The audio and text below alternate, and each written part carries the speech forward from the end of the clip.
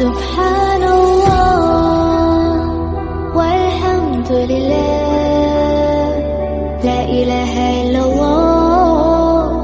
எந்த நன்மைகளை நபிகள் நாயகம் ஸல்லல்லாஹு அலைஹி வஸல்லம் அவர்கள் இறைவனிடம் கேட்டு பெற்றார்களோ அத்தனை பாக்கியங்களையும் நன்மைகளையும் பெறக்கூடிய நல்லவர்களாக அல்லாஹ் நம் அனைவரையும் மாற்றி அருள்வானாக. அன்பிற்கினிய அல்லாஹ்வின் நல்லடியார்களே, அருள்மறை குர்ஆன் ஷரீஃபிலே அல்லாஹ் சொல்லுவான், யா அய்யுஹல்லதீன ஆமனூ குத்திப அலைக்குமுஸ் ஸியாம் கமா குத்திப அலல்லதீன மின் கப்லிக்கும் லஅல்லக்கும் தத்தகூன். ஈமானுடைய மக்களே, அல்லாஹ் உங்களின் மீது நோன்பை கடமையாக ஆக்கியிருக்கின்றார். முன்னால் வாழ்ந்த சமுதாயத்திற்கு எப்படி நோன்பு கடமையாக ஆக்கப்பட்டதோ அதே போன்று உங்களுக்கும் அல்லாஹ் நோன்பை கடமையாக ஆக்கினான் என்ற வசனத்தை குர்ஆன் ஷரீஃபிலே இறைவன் சொல்லிவிட்டு அதன் இறுதியில் சொல்லுவான், ஏன் இந்த நோன்பு கடமை என்று சொன்னால் லஅல்லக்கும் தத்தகூன், நீங்கள் இறையச்சம் பெற வேண்டும் என்பதற்காக அல்லாஹ் நோன்பை கடமையாக்கியதாக குர்ஆனின் வாயிலாக நமக்கு தெளிவுபடுத்துவார். ஆரம்ப காலத்தில் நோன்பு என்பது ஆஷுராவுடைய ஒரு நோன்பு மாத்திரம்தான் இருந்தது. ஆரம்ப காலத்தில் ஆஷுராவுடைய நோன்பை மாத்திரம்தான் மனித சமுதாயம் நோற்று வந்தது. அதற்கு பின்னால் மாதத்திற்கு 3 நோன்பு என்ற அடிப்படையில் அந்த நோன்பினுடைய கடமை மாறியது. அந்த நோன்பிலும் கூட மகரிபு தொழுகையில் இருந்து இஷா வரையும் தான் உணவுகளை உண்ண வேண்டும்.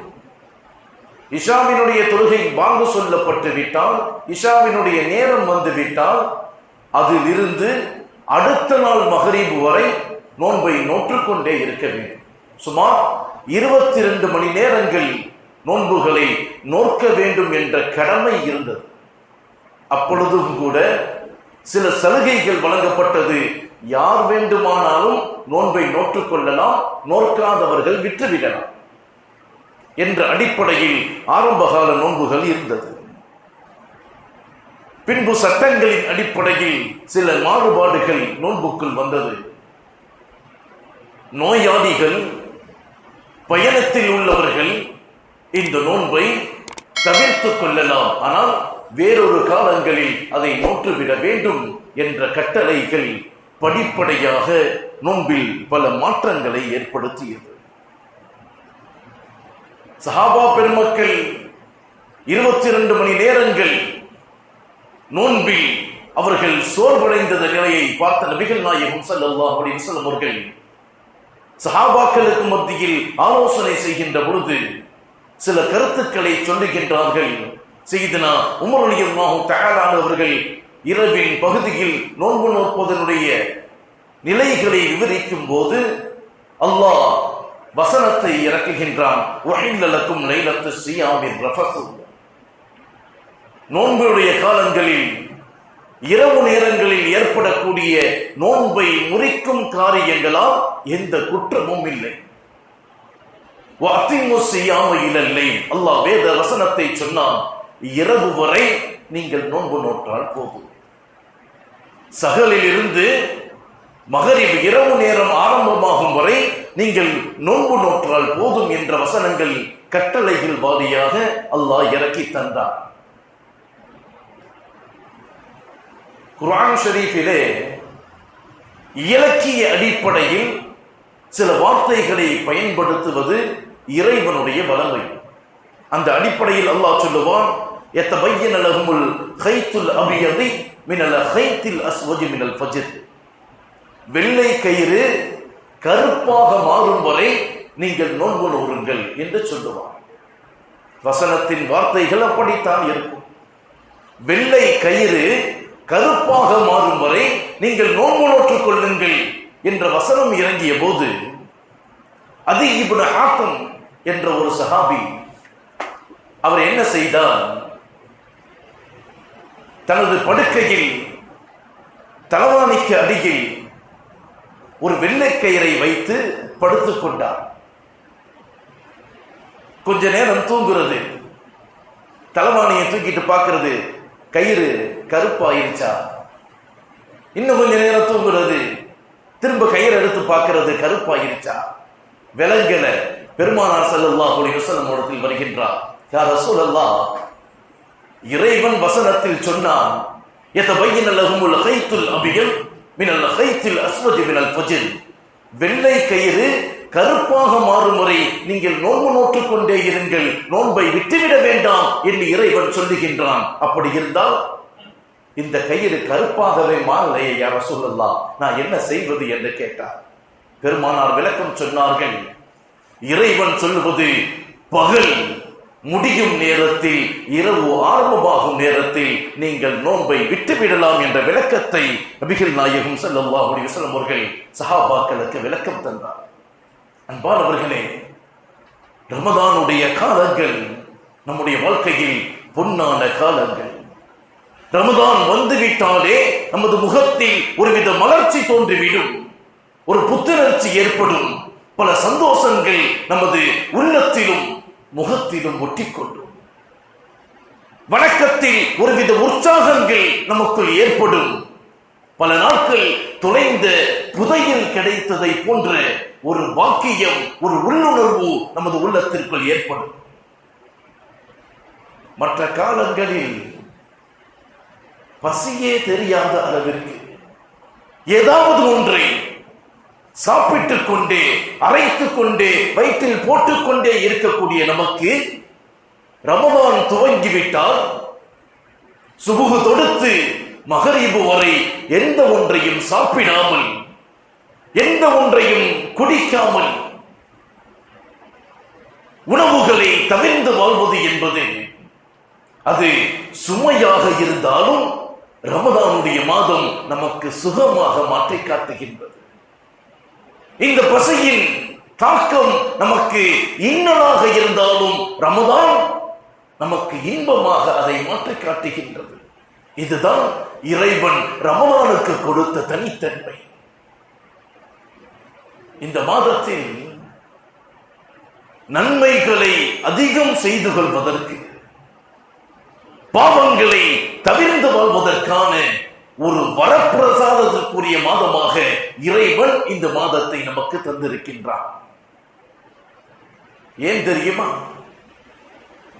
பாவங்களில் ஈடுபடுபவர்கள் கூட, தொழுகைக்கு பள்ளியில் வராதவர்கள் கூட, மலைக்கு கூட பள்ளிக்கு ஒதுங்காதவர்கள் கூட ரமதான் வந்துவிட்டால் பள்ளி வாசல்களில் நிரப்பமாக இருப்பதை பார்க்கலாம். அதிலும் குறிப்பாக சிலர்கள் ரமதானின் ஆரம்பத்தில் வருபவர்கள் இறுதியில் தான் பள்ளிக்கு வருவார்கள். இடையில் அவர்களை பார்க்க முடியாது. இவர்களை எப்படி அடையாளம் காணலாம் தெரியுமா? தராவியினுடைய இறுதியில், வித்ர் தொழுகையில் இறுதி ரக்காயத்தில் கையை உயர்த்தி தக்பீர் கட்டி குனூத் ஓதப்படும். இந்த குனூத்தில் அவர்கள் எல்லாம் ருக்கூவிலே இருப்பார். குனூத்து என்றால், வித்ர் தொழுகை என்றால் என்னவென்றே தெரியாத அளவிற்கு இந்த சமுதாயம் இன்று வாழ்ந்து கொண்டிருக்கின்றது. குனூத்துக்கான தக்பீர் என்பதை தெரியாமல் ருக்கூவில் செல்லக்கூடிய சமுதாயமாக இந்த சமுதாயம் இன்று மார்க்கத்தை அறிந்திருக்கின்றது. அன்பானவர்களே, அல்லாஹு தஆலா இந்த மாதத்தில் நன்மைகளை அதிகம் செய்யக்கூடிய ஏற்பாட்டை இறைவனே நமக்கு செய்து கொடுக்கின்றார். பாவங்களை, குற்றங்களை குறைத்துக் கொள்ளும் ஒரு வாய்ப்பை அல்லாஹ் நமக்கு உருவாக்கி கொடுக்கின்றார். அபூ ஹுரைரா ரலியல்லாஹு தஆலா அவர்கள் சொல்லக்கூடிய செய்தி, நபிகள் நாயகம் ஸல்லல்லாஹு அலைஹி வஸல்லம் அவர்கள் சொன்னார்கள், இதா கான அவ்வளு லைலத்தி மின் ஷஹரி ரமலான், ரமலானுடைய முதல் பிறை முதல் நாள் வந்துவிட்டால் சுஃபிதத் ஷயாத்தீன், ومرضت الجن وغلقت أبواب النار فلم يفتح منها باب وفتحت أبواب الجنة فلم يغلق منها باب. பெருமானார் சொன்னார்கள், ரமதானின் முதல் நாள் வந்துவிட்டால் சுஃபிதத் ஷயாத்தீன் வ மரதத்துல் ஜின், ஷைத்தான்களும் மூர்க்கத்தனமான ஜின்களும் அல்லாஹ் அவர்களுக்கு விலங்குகளை போட்டு விடுகின்றான்.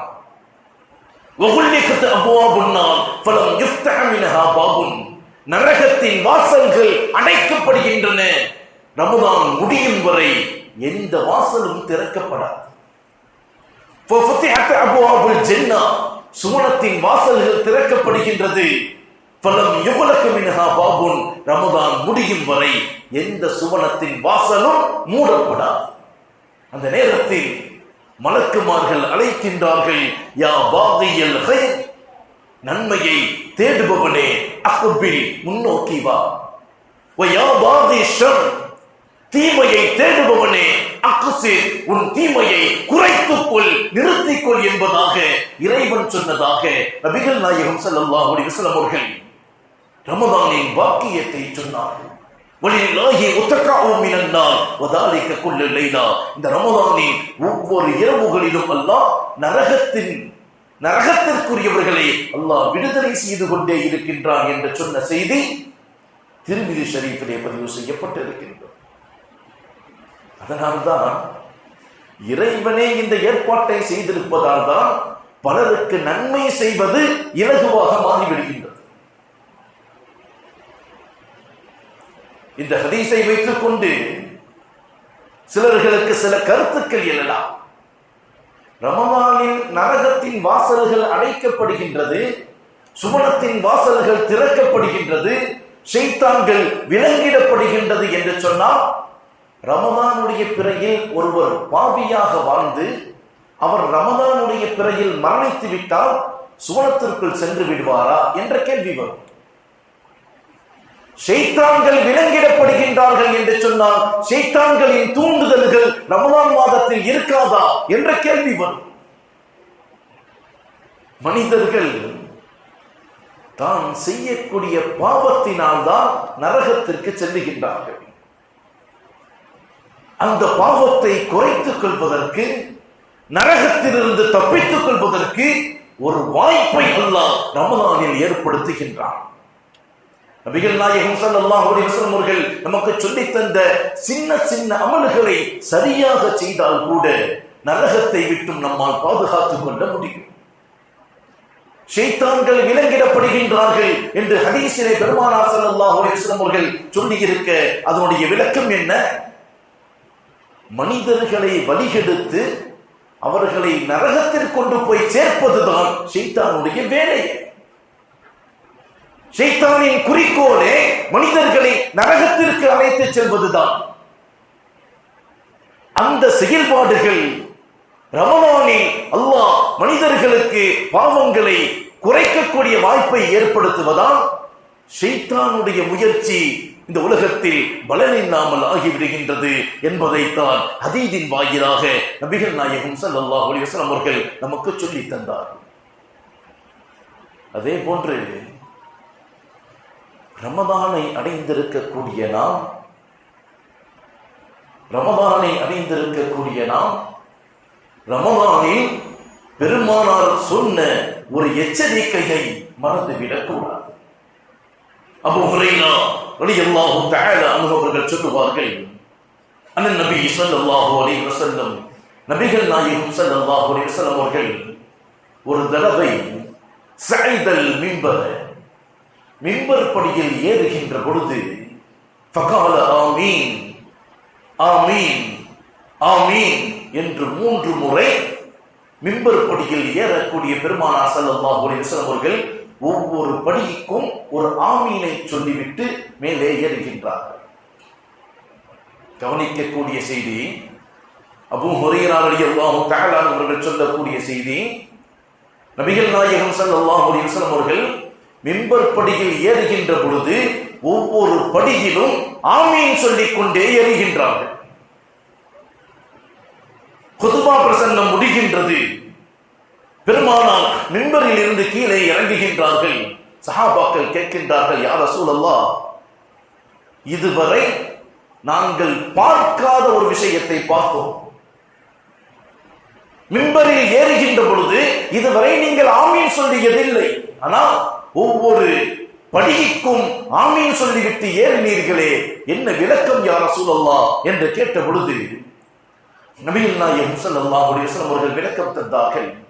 இன்ன ஜிப்ரீல் அலைஹிஸ்ஸலாத்து வஸலாம் அவர்கள் நான் மிம்பரில் ஏறுகின்ற பொழுது வருகை தந்தார்கள்.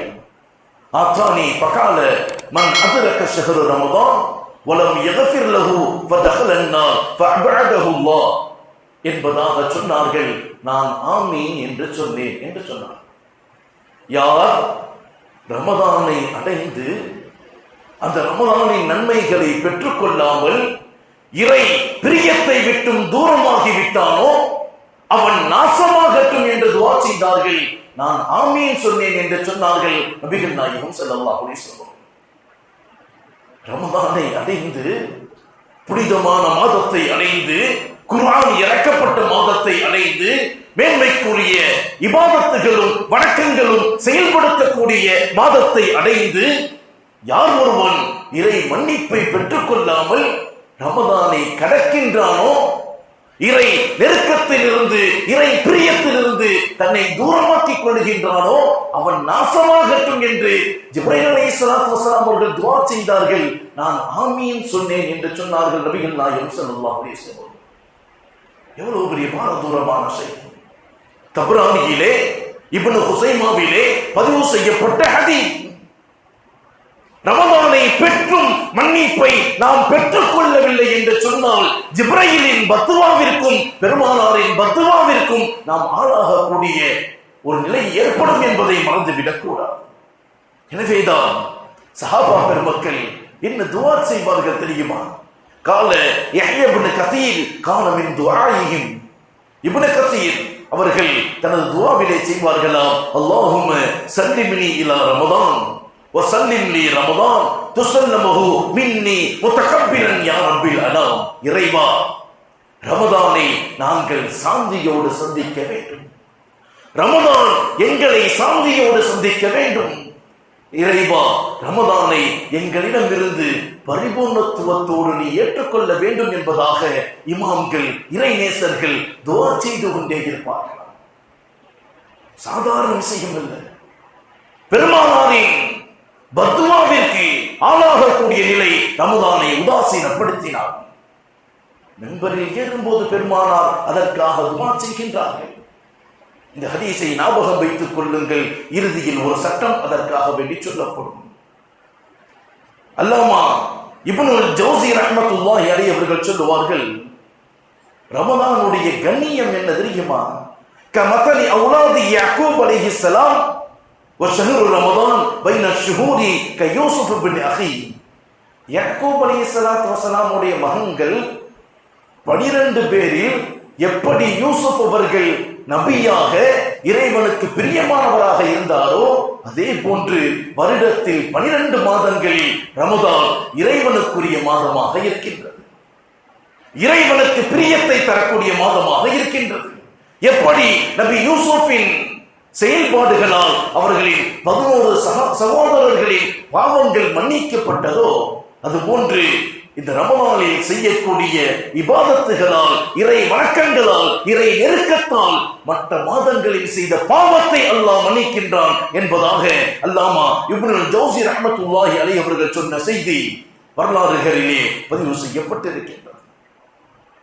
எனவேதான் சஹாபா பெருமக்கள் இப்னு மஸ்ஊத் ரலியல்லாஹு தஆலா அவர்கள் கேட்டார்கள், நீங்கள் எப்படி ரமலானை சந்திப்பீர்கள்?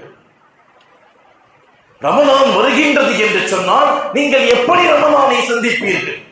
இப்னு மஸ்ஊத் சொல்வார்கள், ஒரு முஸ்லிம் இன்னொரு முஸ்லிமின் மீது அணு அளவு கூட பொறாமை இல்லாத நிலையில் நாங்கள் ரமலானை சந்திப்போம்.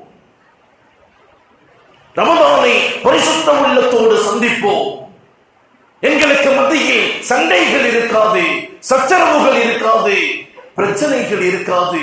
பரிசுத்தமான உள்ளத்தோடு ரமலானை நாங்கள் சந்திப்போம் என்று சொல்லுவார்கள் சஹாபா பெருமக்கள். சில நபர்கள் இந்த ரமலானை சந்தித்தும் அதை கண்ணியப்படுத்துவதில்லை. அல்லாஹ் சொல்லுவான் அருள்மறை குர்ஆன் ஷரீஃபிலே, கட்டளையாகவே ஃபமன் ஷஹீத மின் ஷஹர ஃபல்யஸ்முஹு, யார் இந்த மாதத்தை அடைகின்றார்களோ அவர்கள் நோன்பு நோக்க வேண்டும். நோன்பு நோற்பது உங்களின் மீது கடமை. நோயாளி தவிர்த்துக் கொள்ளலாம், பயணத்தை தவிர்த்துக் கொள்ளலாம், ஆனால் அடுத்த காலங்களில் கலாவாக அந்த நோன்பை நிறைவேற்ற வேண்டும். அந்த வசனத்தில் அல்லாஹ் சொல்லக்கூடிய வாசகம் என்ன தெரியுமா? நீங்கள் பேணுதலுக்காக நோன்பு நோற்பது உங்களுக்கு நல்லது. வஅன்தஸூமு கைருல் லக்கும், நீங்கள் நோன்பு நோற்பதுதான் உங்களுக்கு சிறந்தது என்று நிறைவு செய்வான். நோன்பினால் யாரும் பாதிக்கப்படவில்லை, நோன்பினால் யாரும் நோயாளியாகவில்லை. ஒரு கால் நோயை விட்டும் நிவாரணம் பெற்றிருக்கலாம்.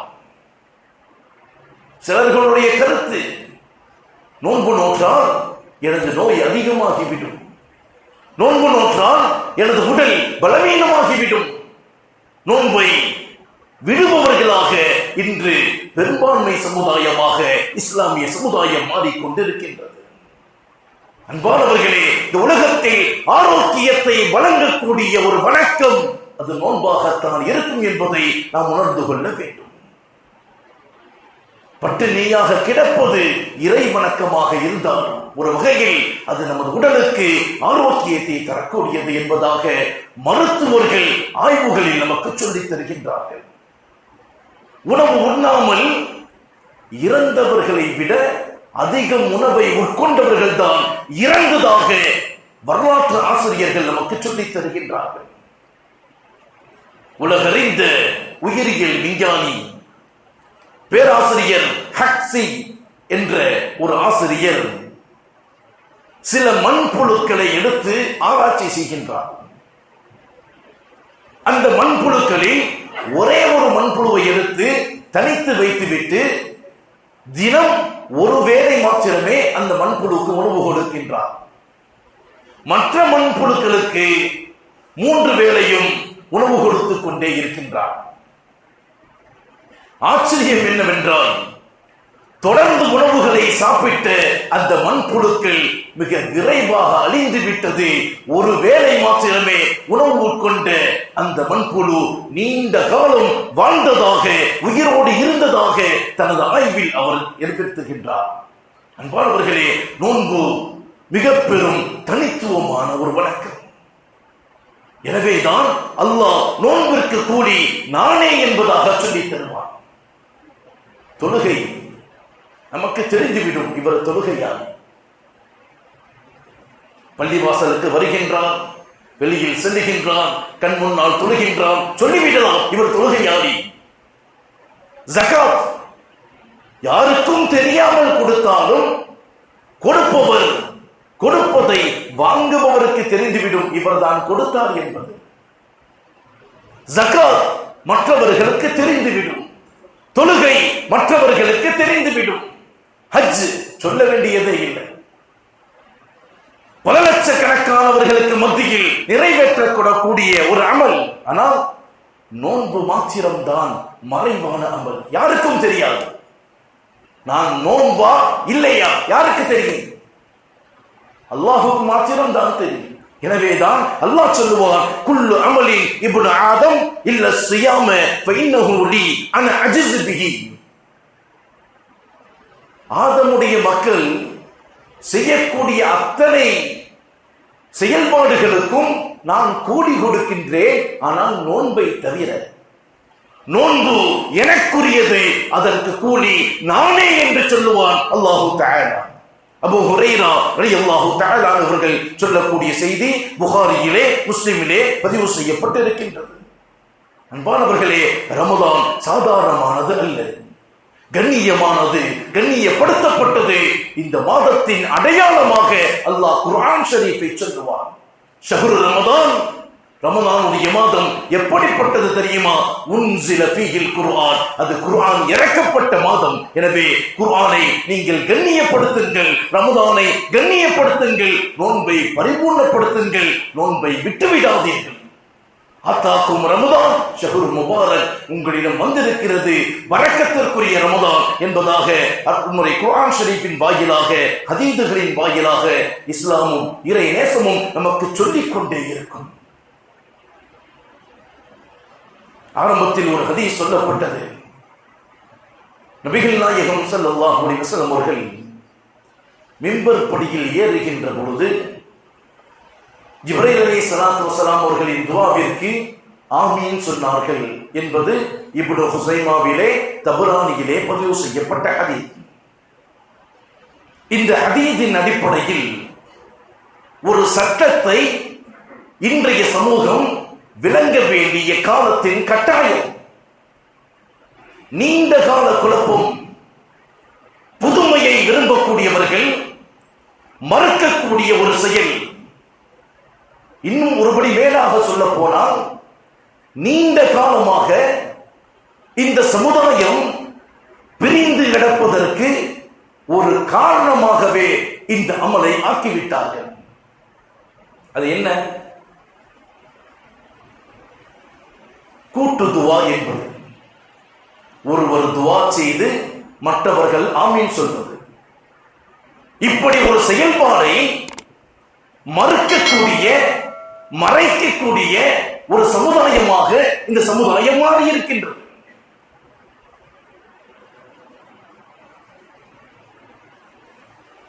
விளங்கிக் கொள்ள வேண்டும்.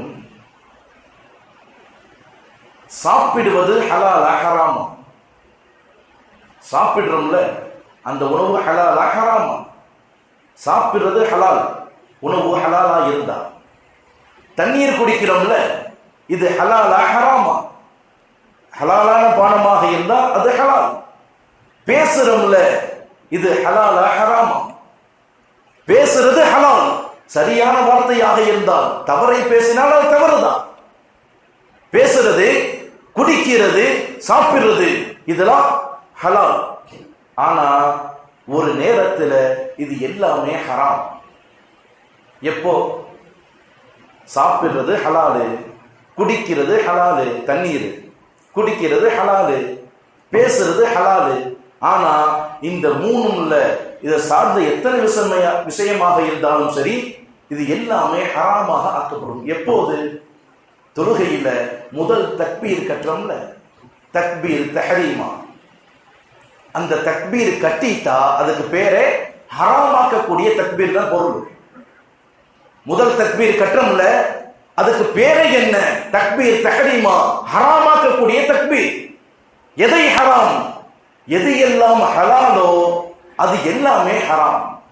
சாப்பிடுவது தொழுகை தக்பீர் கட்டிட்டால் ஹராம். பேசுவது தொழுகைக்கு தக்பீர் கட்டிட்டால் ஹராம். குடிப்பது தொழுகைக்கு தக்பீர் கட்டிட்டால் ஹராம். மற்ற நேரத்தில் எல்லாம் ஹலாம். இப்ப தொழுகைக்கு தக்பீர் கட்டிட்டோம். இமாம் அல்ஹம்து சூரா ஓதுறார். அல்ஹம்துலில்லாஹி ரப்பில் ஆலமீன் அர் ரஹ்மானிர் ரஹீம் மாலிகி யௌமித்தீன், நீதான் தீர்ப்பு நாளின் அதிபதி, எல்லா புகழும் உனக்கே. ஈயாக்க நஅபுது, உன்னையே வணங்குகின்றோம். வ ஈயாக்க நஸ்தஈன், உன்னிடமே உதவி தேடுகின்றோம். இஹ்தினஸ் ஸிராத்தல் முஸ்தகீம், எங்களுக்கு நேரான பாதையை காட்டு. ஸிராத்தல் லதீன அன்அம்த அலைஹிம், நீ யாருக்கு அருள் புரிந்தாயோ அந்த நேரான பாதையை. கைரில் மக்தூபி அலைஹிம், நீ யாருக்கு நீ வழிகட்டு விட்டார்களோ அவர்களின் பாதையை காட்டிவிடாதே என்று துவா ஓதி வல்லல்லாஹீன் அலும் சூரா ஓதி முடிச்சோம். நம்ம என்ன சொல்றோம்? ஆமீன் சொல்றோம். நல்லா யோசிச்சு பாருங்க. ஒரு விஷயம் ஹலாலாக இருந்தும் தொழுகைக்கு தக்பீர் கட்டிவிட்டால் ஹலால் கூட ஹராமாயிருது. சாப்பிடுறது, குடிப்பது, பேசுவது எல்லாம் தக்பீர் கட்டிவிட்டா ஹராம். ஆனா ஆமீன் சொல்றது என்ன? பேசுற அடிப்படையில் வராதா? ஏன் மார்க்கம் அங்கீகரிச்சு? யோசித்து பாருங்க. ஒரு செயல்பாடு தொழுகைக்கு உள்ளே உங்களுக்கு ஆகமாக்கப்பட்டது என்று சொன்னால் தொழுகைக்கு வெளியே அது எப்படி கூடாம போகும்? சொல்ற விஷயம் புரியுதா இல்லையா? ஒரு செயல்பாடு தொழுகைக்கு உள்ளே உங்களுக்கு ஹலால், தொழுகைக்கு வெளியே எப்படி கூடாம போகும்? நபிகள் நாயகம் ஸல்லல்லாஹு அலைஹி வஸல்லம் ஒரு இடத்துல சஹாபாக்கள் சொல்றாங்க, அபூ உமாமா ரலியல்லாஹு தஆலா அவர்கள் சொல்லுவார்கள், யா ரசூலல்லாஹ், எந்த துஆ ஏற்றுக்கொள்ளப்படக்கூடியது என்று கேட்கிறாங்க. பெருமானார் ஸல்லல்லாஹு அலைஹி வஸல்லம் அவர்கள் பதில் சொல்றாங்க, நடு இரவில் தஹஜ்ஜுடைய நேரத்தில் நீ கேட்கக்கூடிய துஆ இறைவனிடத்தில் ஒப்புக்கொள்ளப்படும். இரண்டாவது பெருமானார் சொல்றாங்க, ஃபர்லான தொழுகைக்கு பின்பாக நீ கேட்கும் துஆ இறைவனிடத்தில் ஒப்புக்கொள்ளப்படும். அதே போன்று சஅத் இப்னு அபீ வக்காஸ் ரலியல்லாஹு தஆலா அவர்கள் சொல்றாங்க, புகாரி ஷரீஃபிலே பதிவு செய்யப்பட்ட ஹதீஸ், முன்னால் சொன்னது திர்மிதியிலே பதிவு செய்யப்பட்ட ஹதீஸ்.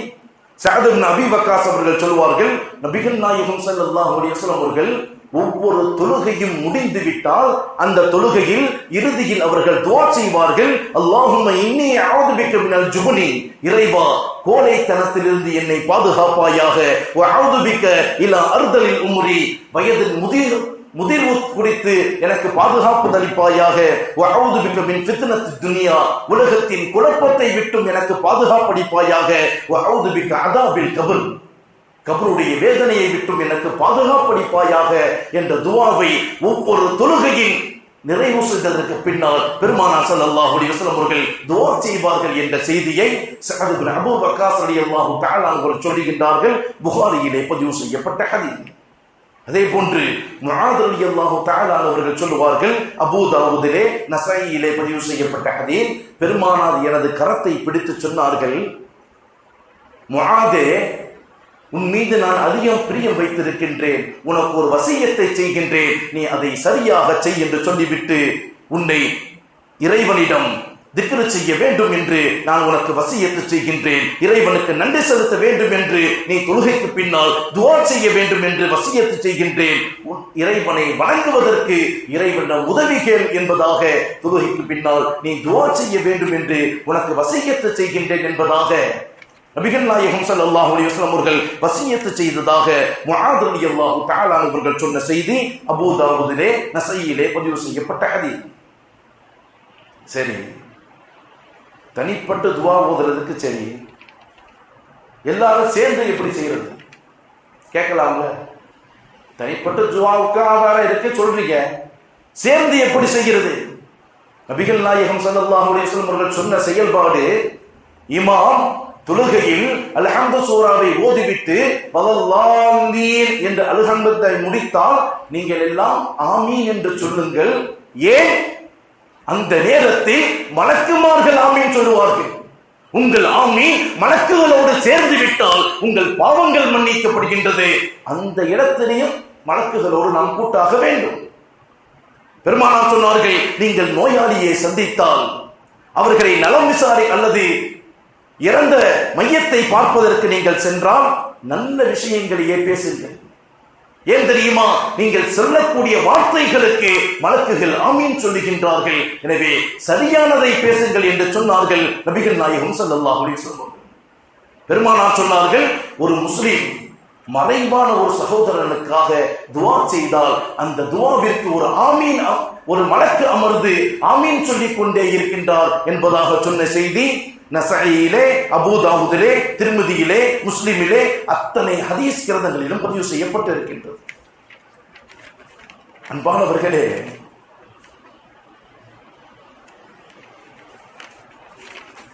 நபிகள் நாயகம் ஸல்லல்லாஹு அலைஹி வஸல்லம் அவர்கள் சொன்னார்கள்,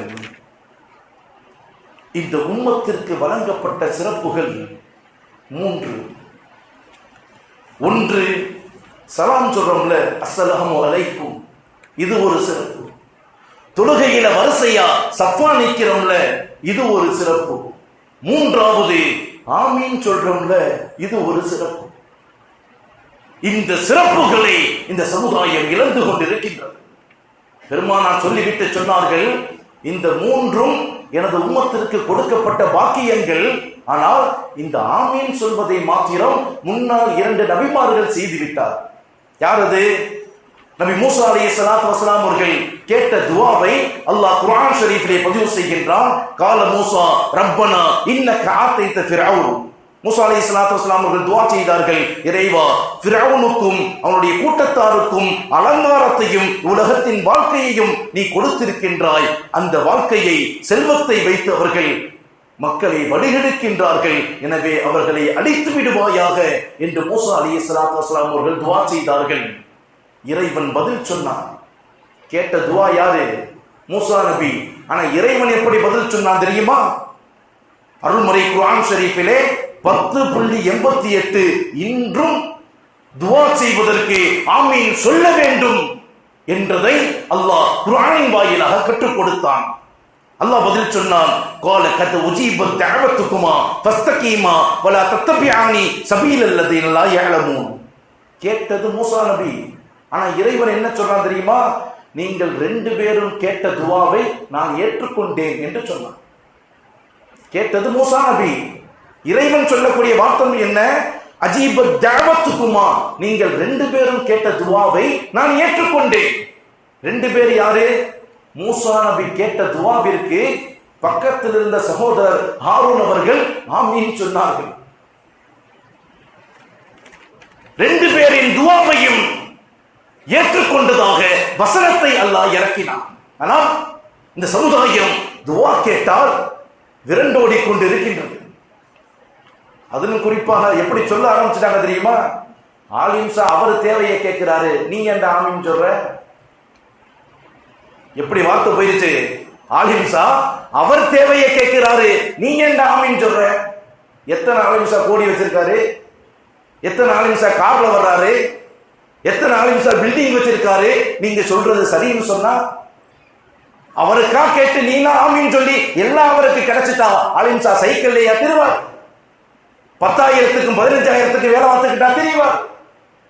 அன்பானவர்களே, இது எல்லாம் சிலர்கள் அவர்களின் பதவிக்கும் பணத்திற்கும் இயக்கத்திற்கும் போதைக்கும் உங்களை இரையாக்கி விட்டார்கள் என்பதுதான் நிதர்சனமான உண்மை. தனியாக கேட்டாலும் சரி, ஒருவர் துஆ செய்து ஆமீன் சொன்னாலும் சரி, இறைவனிடத்தில் ஏற்றுக்கொள்ளப்படும். துஆவை ஒரு சடங்காக மாற்றிவிட்டது இந்த இயக்கங்களை பிரியப்படக்கூடிய இஸ்லாமிய சமுதாயம். அனஸ் ரலியல்லாஹு தஆலா அவர்கள் 2 செய்தி. அனஸ் ரலியல்லாஹு தஆலா அவர்கள் சொல்லுவார்கள், எனது வீட்டிற்கு நபிகள் நாயகம் ஸல்லல்லாஹு அலைஹி வஸல்லம் அவர்கள் வந்தார்கள். அந்த நேரத்தில் எனது தாயார், அவர்களின் சகோதரி உம்மு ஹராம் ரலியல்லாஹு தஆலா அன்ஹா, நாங்கள் 3 பேரும் இருந்தோம். அனஸ் ரலியல்லாஹு தஆலா அவர்கள் சொல்வார்கள், நான், எனது தாயார், எனது காலா, எனது தாயாரின் சகோதரி 3 பேரும் இருந்தோம். பெருமானார் வீட்டிற்குள் நுழைந்தார்கள். நுழைந்த பெருமானார் சொன்னார்கள், தொழுகைக்காக தயாராகுங்கள். நாங்கள் எல்லாம் ஒழு செய்து வைத்து நாங்கள் பின்னாடி நின்றோம். பெருமானார் எங்களுக்கு முன்னாடி இருந்து 2 ரக்காய் தொழ வைத்தார்கள். தொழுதவர்கள் தொழுகைக்கு பிறகு எங்கள் 3 பேருக்காக இறைவனிடத்தில் பிரார்த்தனை செய்தார்கள். நாங்கள் எல்லாம் அதற்காக ஆமீன் சொன்னோம் என்ற செய்தி முஸ்லிம் ஷரீஃபிலே பதிவு செய்யப்பட்டிருக்கின்றது. அது மாத்திரமல்ல, நபிகள் நாயகம் ஸல்லல்லாஹு அலைஹி வஸல்லம் அவர்கள் பள்ளிவாசலுக்குள் வருகின்றார்கள். அந்த நேரத்தில் அபூ ஹுரைரா ரலியல்லாஹு தஆலா அன்ஹு அவர்களும் முஆத் ரலியல்லாஹு தஆலா அவர்களும் அமர்ந்திருக்கின்றார்கள். அந்த நேரத்தில் நபிகள் நாயகம் ஸல்லல்லாஹு அலைஹி வஸல்லம் அவர்களோடு அமர்ந்து ஸைத் இப்னு சாபித்தும் அபூ ஹுரைராவும் பள்ளிவாசலில் அமர்ந்திருக்கின்றார்கள். பள்ளிவாசலுக்குள் நுழைந்த நபிகள் நாயகம் ஸல்லல்லாஹு அலைஹி வஸல்லம் அவர்கள் இருவரோடு சேர்ந்து அமர்ந்து விட்டு சொன்னார்கள், ஏன் சும்மா அமர்ந்திருக்கின்றீர்கள்? துஆ செய்யுங்க. அந்த நேரத்தில் ஸைத் இப்னு சாபித் ரலியல்லாஹு தஆலா அவர்கள் துஆ செய்கின்றார்கள். நபிகள் நாயகம் ஸல்லல்லாஹு அலைஹி வஸல்லம் அவர்கள் ஆமீன் சொன்னார்கள். அடுத்து அபூ ஹுரைரா துஆ செய்தார்கள். பெருமானார் ஆமீன் சொன்னார்கள். இறுதியாக பெருமானார் துஆ செய்தார்கள். 2 சஹாபாக்களும் ஆமீன் சொன்னார்கள். ஹாக்கிமில் பதிவு செய்யப்பட்ட ஹதீஸ். அன்பானவர்களே, இவைகள் எல்லாம் சடங்குகள், சம்பிரதாயங்கள் அல்ல. இந்த மார்க்கம் இன்று இத்தனை பிரிவுகளாக, இயக்கங்களாக, சின்ன பின்னமாக உடைக்கப்பட்டிருக்கின்றது என்று சொன்னால் அமல்களை வீணாக்கிய சமுதாயமாக இஸ்லாமிய சமுதாயம் இன்று மாறி இருக்கின்றது. எதை முன்னோர்கள் கட்டிப்பிடித்து மார்க்கத்தை இன்றளவும் பாதுகாத்தார்களோ அதை வீணாக்கக்கூடிய சமுதாயமாக இந்த சமுதாயம் மாறி இருக்கின்றது. முஸ்லிம் ஷரீஃபின் முன்னுரையில் அல்லாமா இப்னு சீரீன் ரஹ்மத்துல்லாஹி அலைஹி அவர்கள் சொல்லுவார்கள், ஃபன்துரு அம்மன் தஅகுதுன தீனக்கும், மார்க்கத்தில் உங்கள் தலைமை யார் என்பதை சிந்தித்து நீங்கள் பின்பற்றுங்கள் என்று சொல்லுவார்கள். மார்க்கத்தில் யார் யாரையோ பின்பற்றி ஹதீதுகளை மறுக்கக்கூடிய சமுதாயமாக இந்த சமுதாயம் மாறி இருக்கின்றது. அல்லாஹ் பாதுகாக்க வேண்டும். ரமதான் பிரார்த்தனைக்குரிய காலம், ரமதான் தொழுகைக்குரிய காலம், ரமதான் அமல்களுக்குரிய காலம், ரமதான் இறைவனுடைய நெருக்கத்தை நமக்கு பெற்றுத்தரும் காலம். அத்தனை இபாதத்துகளிலும் உரிமையோடு, உள்ளச்சத்தோடு, இறைவனுக்காக இறை சிந்தனையோடு, தக்வாவோடு செய்தால் இறைவனை நாமும் நெருங்க முடியும். சஹாபாக்கள் பெற்ற இறையச்சமும் இறை நெருக்கமும் நமக்கும் கிடைக்கும் என்பதுதான் குர்ஆன் ஷரீஃபும் ஹதீஸ் ஷரீஃபும் நமக்கு சொல்லக்கூடிய ஆதாரங்கள். ஆதாரங்களுக்கு பின்னால் இந்த சமுதாயம் ஓட நினைத்தால் ஒரு காலம் வெற்றி அடையா. அழகா கார்பெட்டு போட்டு ஏசி வச்சு தொழுகிறோம், எங்க ஆதாரம்? ஏசியில தொழுகிறதுக்கு ஆதாரம் கேட்பியா? வருஷம் வருஷம் புது போன் வாங்குறீங்க, புது கார் வாங்குறீங்க, ஆதாரம் எங்க? சாப்பிடுறதுக்கு ரொட்டி வச்சா ஆம்லெட் கேட்கிறான், கலக்கல் கொண்டு வா, ஆம்லெட்ல கூட பொடியை போட்டு கொண்டு வா, வெங்காயம் கூட, எங்க ஆதாரம்? திங்கிறதுக்கெல்லாம் ஆதாரம் தேவையில்லை, அமல்களுக்கு ஆதாரம் கேட்கக்கூடிய சமுதாயமாக இந்த சமுதாயம் மாறியதால் இன்று உடைப்பட்டு எவனோ பள்ளிவாசலை இடிக்கக்கூடிய நிலையில், எவனோ மதரசாக்களை உடைக்கக்கூடிய நிலையில், எவனோ இஸ்லாமிய பெண்களின் மீது கை வைக்கக்கூடிய நிலையில் இந்த சமுதாயம் மாட்டிக்கொண்டிருக்கின்றது. அன்பானவர்களே, இந்த காலங்கள் பிரார்த்தனை அங்கீகரிக்கப்படக்கூடிய காலம். அல்லாஹ் சொல்லுவான், வைதா சஅலக இபாதி அன்னி ஃபஇன்னி கரீம். நபியே, உங்களிடம் கேட்கின்றார்கள் இறைவன் எங்கே, உங்களுக்கு அருகாமையில் இருக்கின்றான் என்று சொல்லுங்கள். உஜீபு தஅவத தானி இதா தஆன். அவர்கள் கேட்பதற்கு நான் பதில் சொல்கின்றேன், கேட்பதற்கு அவர்கள் தயாரா?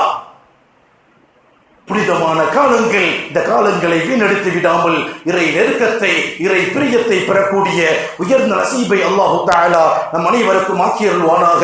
இந்த காலங்களில் பொறுமையோடு ஆசைகளை கட்டுப்படுத்தி நம்முடைய பொறாமை குணங்களை விட்டும் நீக்கி மார்க்க ஞானங்களை கற்கக்கூடிய ஆர்வங்களை, குர்ஆன் ஷரீஃபை ஓதக்கூடிய நிலைகளை ஏற்படுத்திக் கொள்ள வேண்டும். அதன் மூலமாக இறை பிரியத்தையும் இறை நெருக்கத்தையும் பெறக்கூடிய நல்லவர்களாக அல்லாஹ் நம் அனைவரையும் ஆக்கியருள்வானாக.